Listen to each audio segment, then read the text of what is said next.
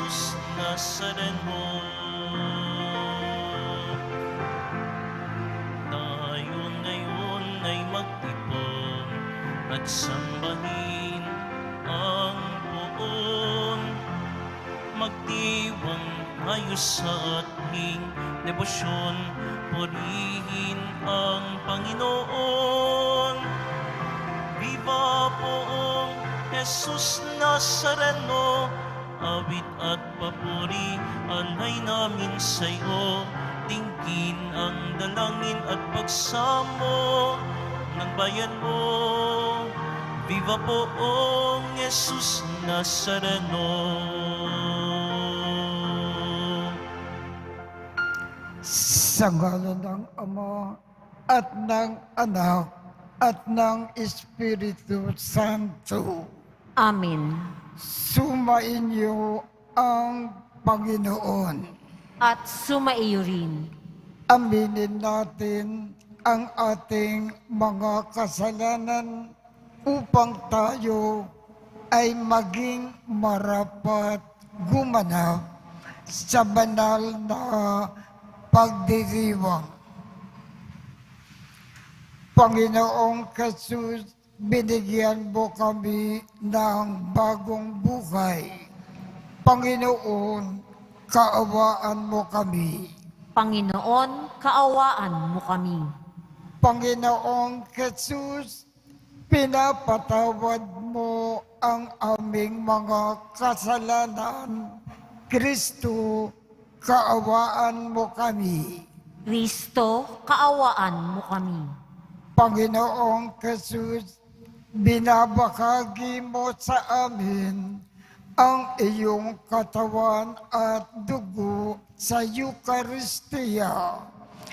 Panginoon, kaawaan mo kami. Panginoon, kaawaan mo kami. Kaawaan tayo ng Diyos amang makapangyarihan, patawarin ang ating mga kasalanan at patnubayan tayo sa buhay na walang hanggan. Amen. Manalangin tayo. Ama naming makapangyarihan, sa iyo nagmumula ang tanang kabutihan. Pagbigyan mo ang aming mga kahilingan na iyong patnubay ang iyong mga kinalulugdan ay aming mapag-isipan at sa iyong pag-akay ang mga ito ay aming magampanan. Sa pamamagitan ni Jesucristo, kasama ng Espiritu Santo, magpasawalang hanggan. Amen. Magsiupo po ang lahat. Pagbasa mula sa unang aklat ng mga hari. Noong mga araw na iyon, si Elias ay sumapit sa Horeb na bundok ng Diyos. Pumasok siya sa isang yungib at doon nagpalipas ng gabi. Walang ano-ano'y nagsalita sa kanya ang Panginoon. Lumabas ka at tumayo sa ibabaw ng bundok sa harapan ko. Pagkasabi nito'y dumaan ang Panginoon at umihip ang napakalakas na hangin. Sumabog ang bundok at nagkadurog-durog ang mga bato sa lakas ng hangin, ngunit wala sa hangin ang Panginoon. Nang tumigil ang hangin, ay lumindol, ngunit wala sa lindol ang Panginoon. Pagkalipas ng lindol ay kumidlat, ngunit wala rin sa kidlat ang Panginoon. Pagkalipas ng kidlat, narinig niya ang isang banayad na tinig.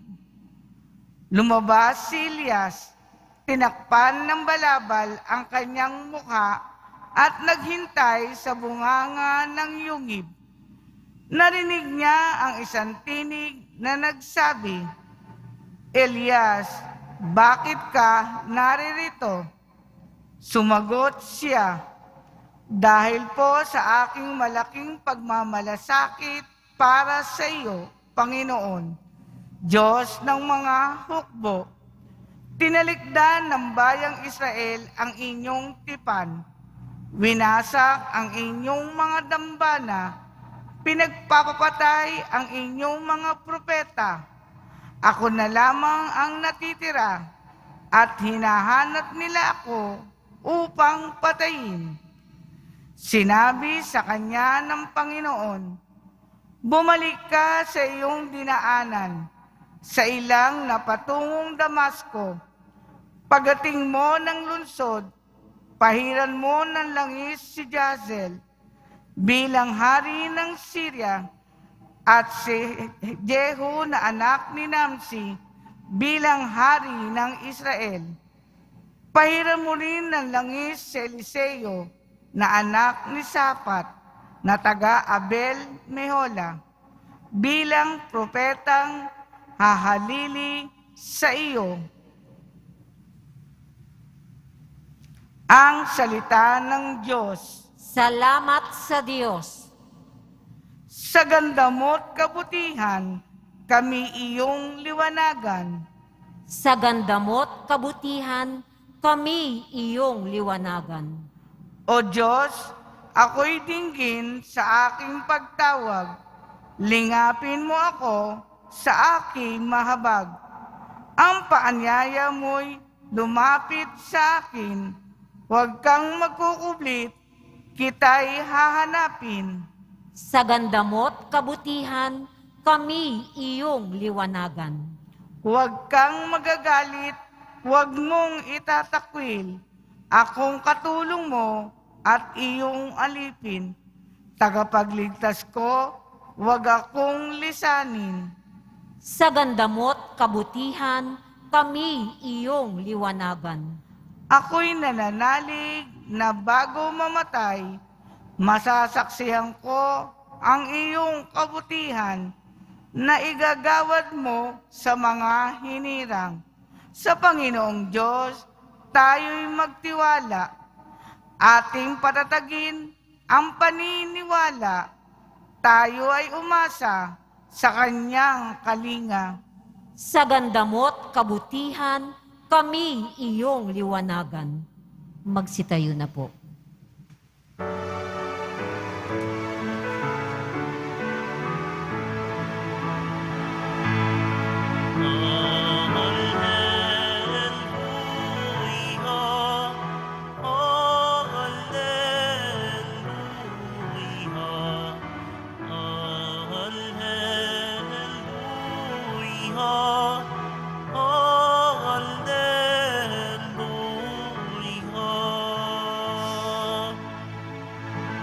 Sa daigdig ay laganap, liwanag na sumisikat, salitang buhay ng lahat. Alleluia, alleluia, alleluia,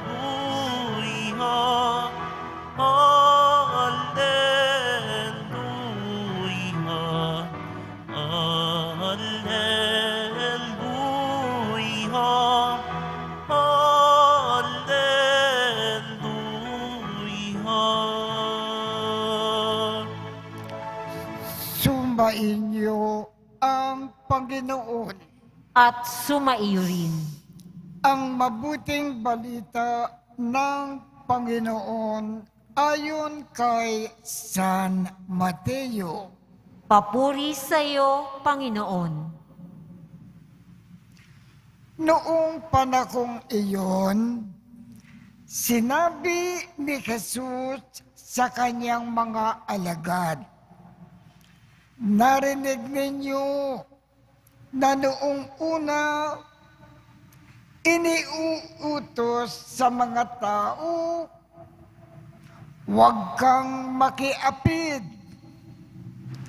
Ngunit ngayon, sinasabi ko sa inyo, ang sinumang tumingin ng may makalay na pagnanasa sa isang babae, sa isip niya, nakiapid na siya sa babaeng iyon.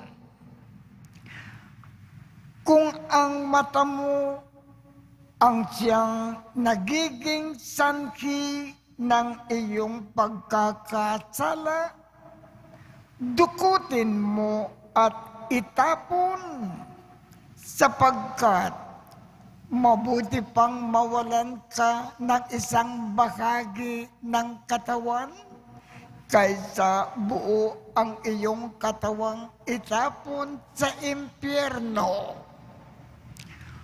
Kung ang iyong kamay ay siyang nagiging sanhi ng iyong pagkakasala, putulin mo at itapon. Mabuti pang mawalan ka ng isang bahagi ng katawan kaysa buo ang iyong katawan na itapon sa impyerno. Sinabi rin naman, kapag pinakiwalay ng lalaki ang kanyang asawa, ito ay dapat niyang bigyan ng kasulatan ng paghihiwalay. Ngunit ngayon, sinasabi ko sa inyo, kapag pinakiwalay ng isang lalaki ang kanyang asawa nang hindi naman ito nangangalunya at ito ay nag-asawang muli, ang lalaking iyon ay nagkasala. Itinulak niya ang kanyang asawa sa pangangalunya. At sinumang mag-asawa sa babaeng kiniwalayan ay nangangalunya. Ang mabuting balita ng Panginoon. Pinupuri ka namin, Panginoong Hesukristo. Magsiupo po. Sa ating ebanghelyo ngayong umaga, inuutosan tayo ng ating Panginoong Jesus na huwag makiapid. Sa kasalukuyan po, papaano tayo nagkakasala ng pakikiapid? Kung ang isang lalaki, sapagkat siya ay bakla, maaaring siyang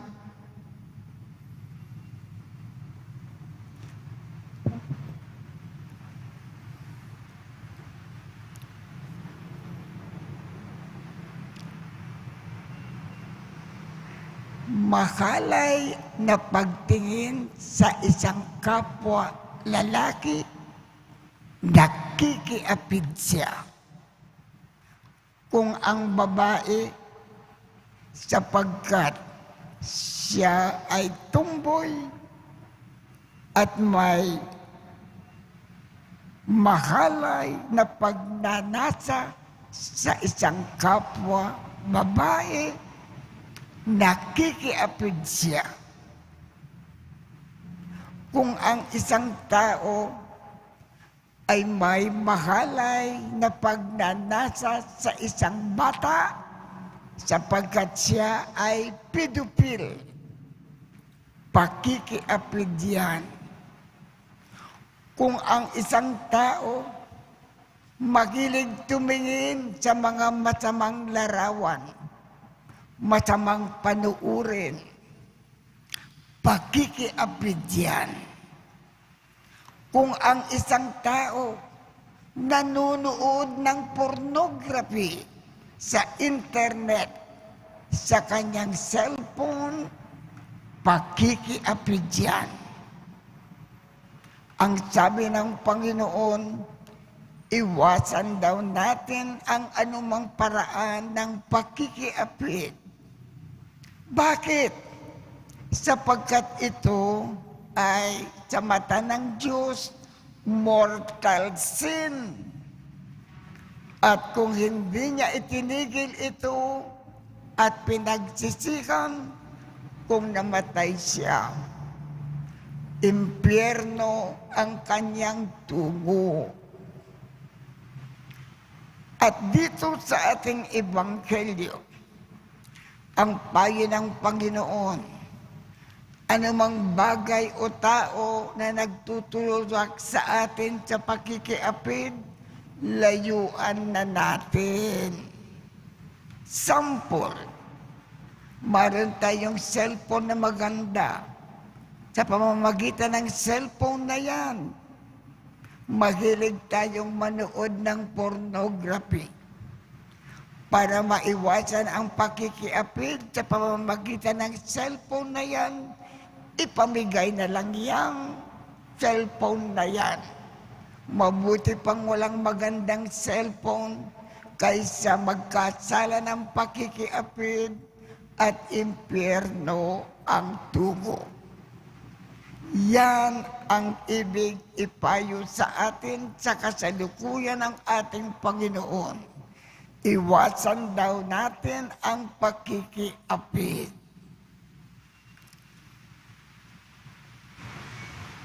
Tumayo na po ang lahat.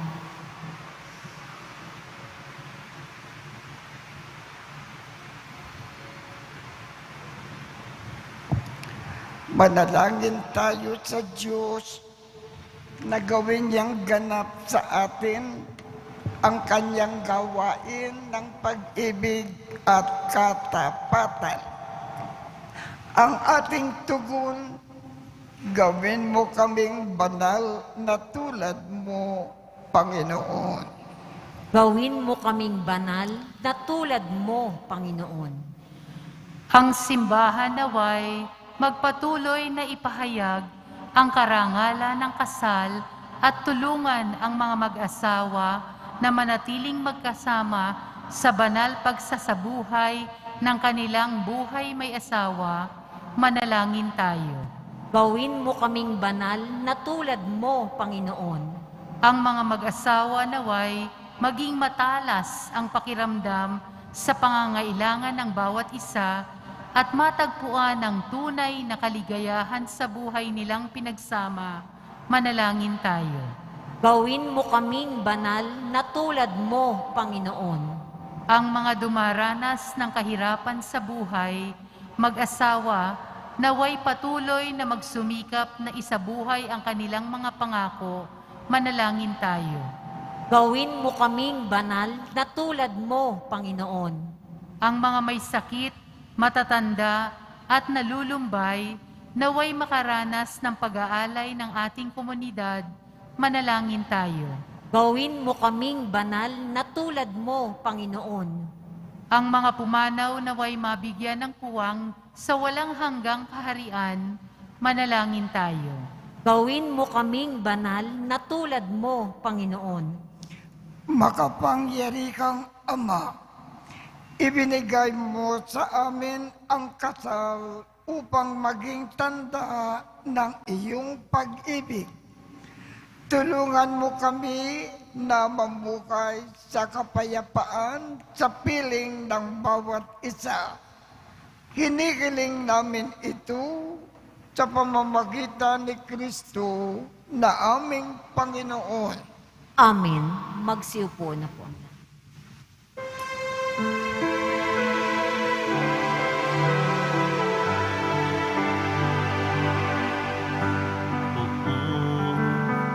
Jesus Nazareno, naririto kami sa harap mo.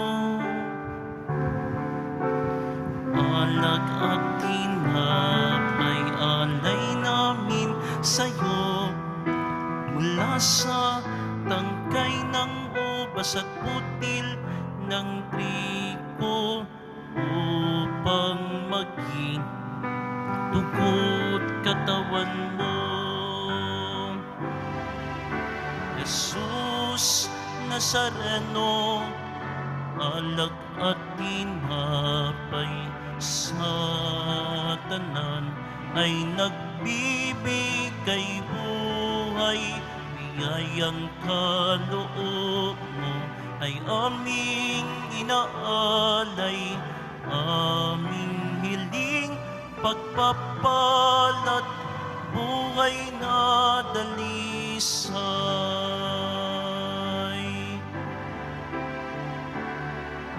Jesus Nazareno, alak at tinapay sa tanan ay nagbibigay buhay.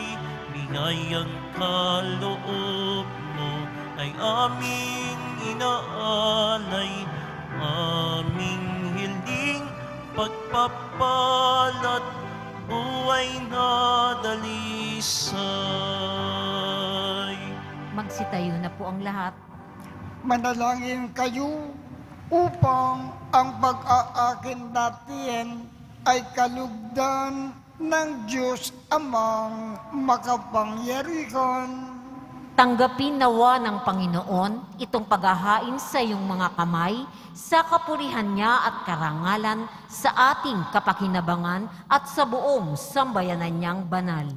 Ama naming lumikha, tungkayan mo at kalugdan ang paglilingkod na aming ginagampanan upang ang aming iniaakin ay iyong marapatin at ang aming pag-ibig ay iyong pag-alabin sa pamamagitan ni Jesucristo kasama ng Espiritu Santo magpasawalang hanggan.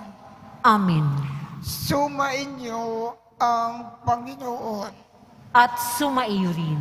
Itaas sa Diyos ang inyong puso at diwa. Itinaas na namin sa Panginoon.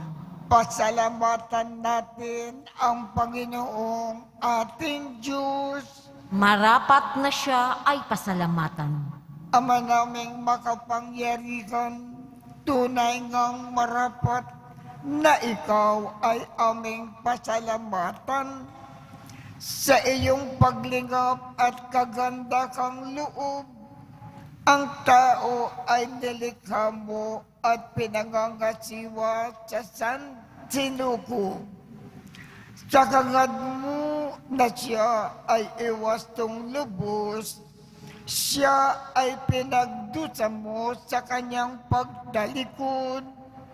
Sa iyong paggiliw, iyong ipinakintulot na makabalik siya sa pamamagitan ni Kristo Jesus. Kaya kaisa ng mga anghel na nagsisiawit ng papuri sa iyo nang walang kumpay sa kalangitan, kami ay nagbubunyi sa iyong kadakilaan.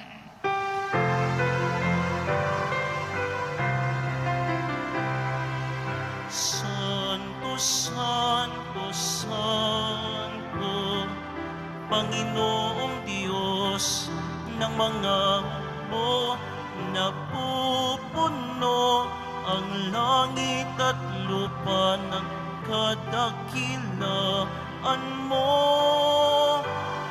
Hosana sa kaitaasan, pinagpala ang naparirito sa ngalan ng Panginoon. Hosana sa kaitaasan. Magsiluhod na po ang lahat. Ama naming banal, ikaw ang bukal ng tanang kabanalan. Kaya't sa pamamagitan ng iyong Espiritu, gawin mong banal ang mga kaloob na ito upang para sa amin ay maging katawan at dugo ng aming Panginoong Jesucristo. Bago niya pinagtiis ang kusang loob na maging handog, hinawakan niya ang tinapay, pinasalamatan kanya, pinaghati-hati niya iyon, iniabot sa kanyang mga alagad at sinabi, "Tanggapin ninyong lakat ito at kanin. Ito ang aking katawan na ikahandog para sa inyo."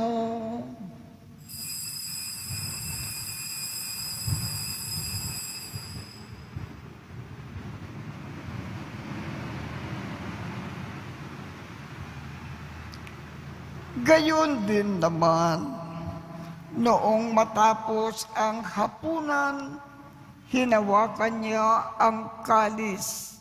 Muli kanyang pinasalamatan. Iniabot niya ang kalis sa kanyang mga alagad at sinabi, "Tanggapin ninyong lakat ito at inumin. Ito ang kalis ng aking dugo ng bago at walang hanggang tipan.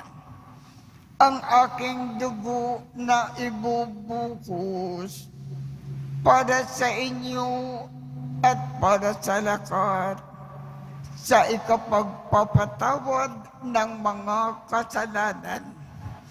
Gawin ninyo ito sa pag-alaala sa akin."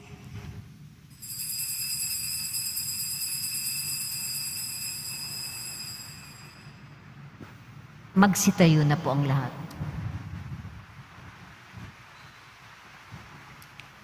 Ipagbunyi natin ang misteryo ng pananampalataya. Si Kristo'y namatay, si Kristo'y nabuhay, si Kristo'y babalik sa wakas ng panahon. Ama, ginagawa namin ngayon ang pag-aalala sa pagkamatay at muling pagkabuhay ng iyong anak. Kaya't iniaalay namin sa iyo ang tinapay na nagbibigay buhay at ang kalis na nagkakaloob ng kaligtasan. Kami ay nagpapasalamat dahil kami ay iyong minarapat na tumayo sa harap mo para maglingkod sa iyo. Isinasamo namin kaming magsasalo-salo sa katawan at dugo ni Kristo ay mabuklod sa pagkakaisa sa pamamagitan ng Espiritu Santo. Ama, lingapin mo ang iyong simbakang laganap sa buong daigdig. Puspusin mo kami sa pag-ibig, kaisa ni Francisco, aming Papa, Jose, aming Obispo, at ng Tanang Kaparian.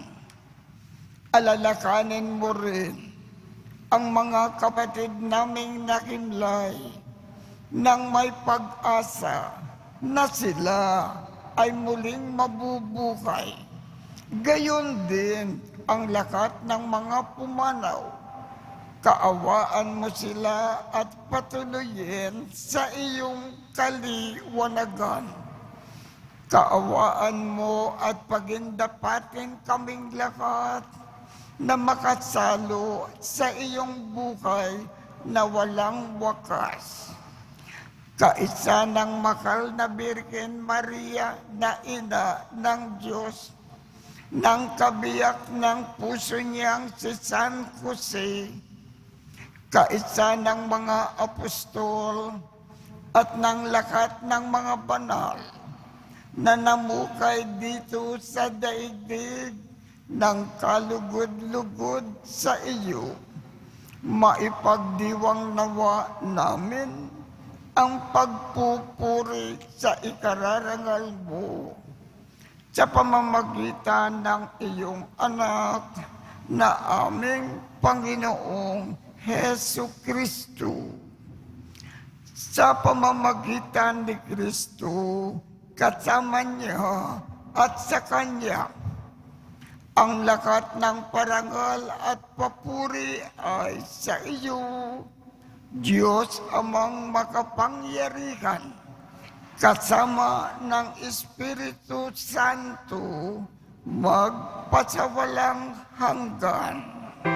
Amen. Amen. Amen.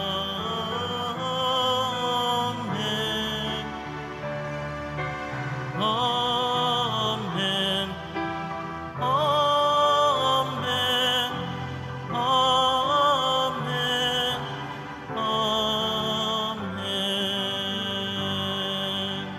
Sa tagubilin ng mga nakagagaling na utos at turo ni Jesus na Panginoon natin at Diyos, ipakayag natin ng lakas loob. Ama namin, sumasalangit ka, sambahin ang ngalan mo, mapasa amin ang kakariyan mo, sundin ang loob mo dito sa lupa para nang sa langit. Bigyan mo kami ngayon ng aming kakanin sa araw-araw at patawarin mo kami sa aming mga sala para nang pagpapatawad namin sa mga nagkakasala sa amin.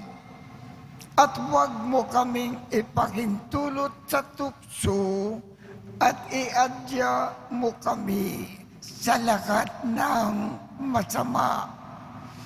Hinihiling namin, Ama, iadya mo kami sa lahat ng masama. Pagkalooban kami ng kapayapaan sa araw-araw.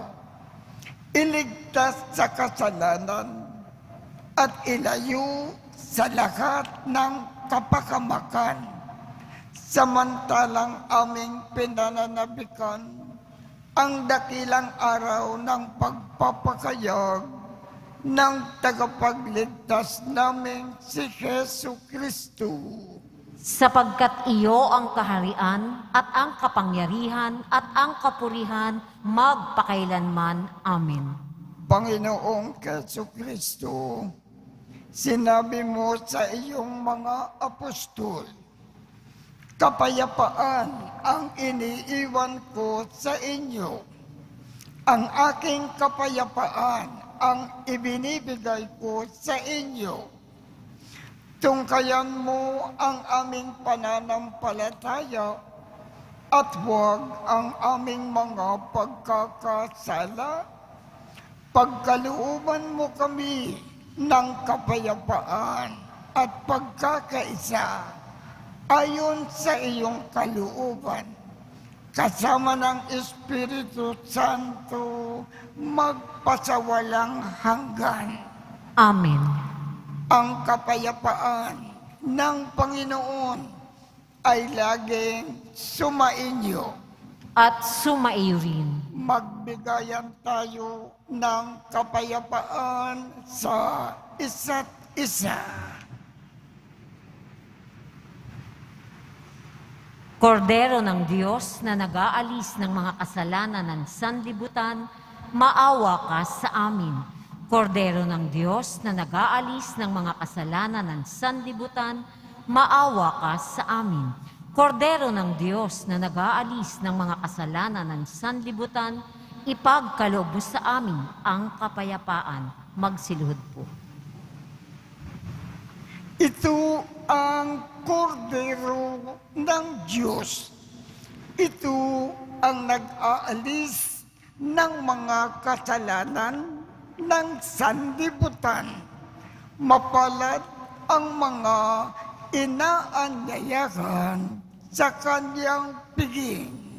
Panginoon, hindi ako karapat-dapat na magpatuloy sa iyo, ngunit sa isang salita mo lamang ay gagaling na ako.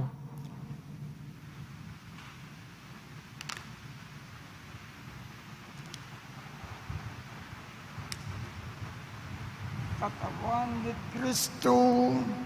Amen.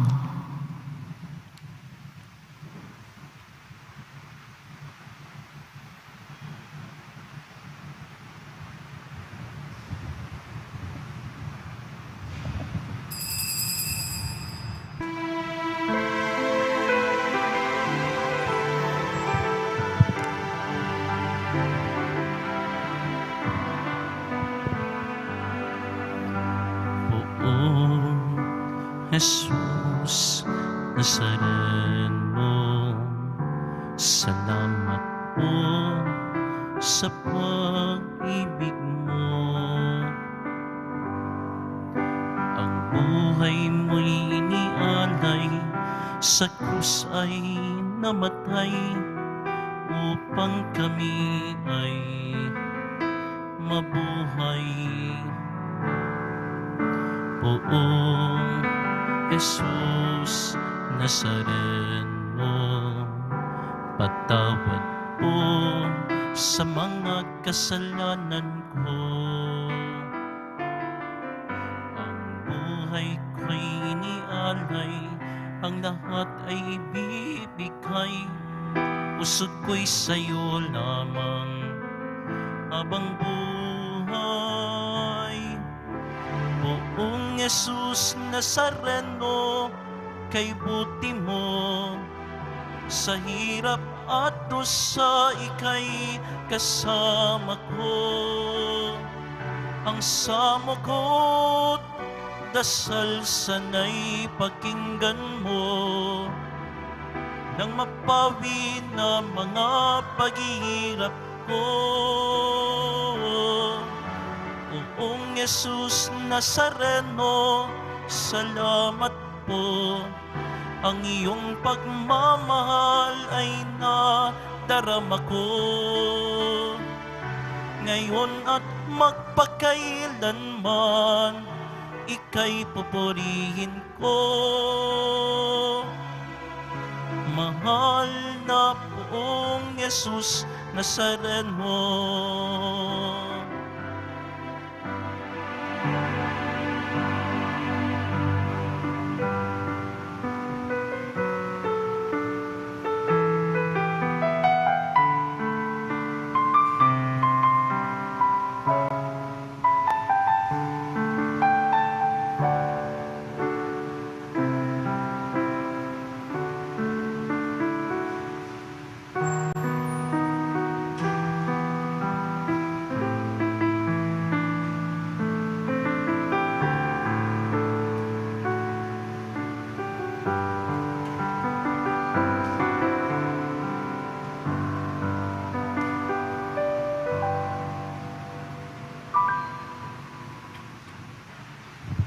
Manalangin tayo. Ama naming mapagmahal, ang pagganap sa iyong pagbibigay kagalingan ay pumawi nawa sa aming mga nagawang pagsuway, ay magdulot nawa ng iyong mga kinalulugdan sa pamamagitan ni Jesu Kristo, kasama ng Espiritu Santo, magpasawalang hanggan. Amen. Sumainyo ang Panginoon. At sumaiyo rin.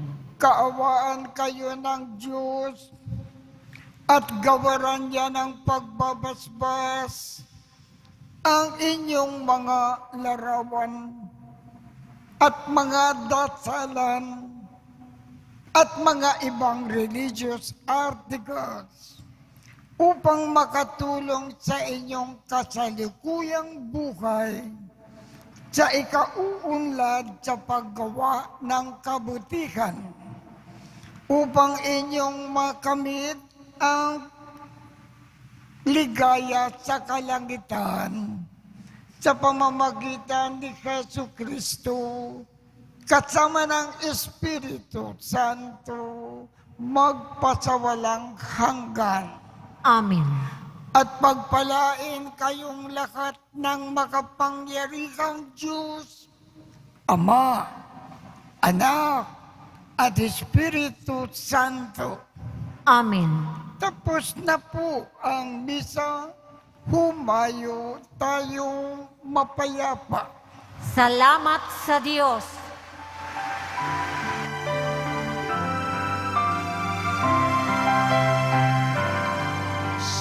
Padre Jesus Nazareno, sinasamba ka namin, pinipinto ka namin, aral mo ang aming buhay at kaligtasan. Nuestro Padre Jesus Nazareno, iligtas mo kami sa kasalanan. Ang krus mong kinamatayan ay sagisag ng aming kaligtasan. Nuestro Padre Jesus Nazareno, dinaranagan namin. Nuestro Padre Jesus Nazareno, nilulwalhati ka namin. Nuestro Padre Jesus Nazareno, dinaranagan namin. Nuestro Padre Jesus Nazareno, nilulwalhati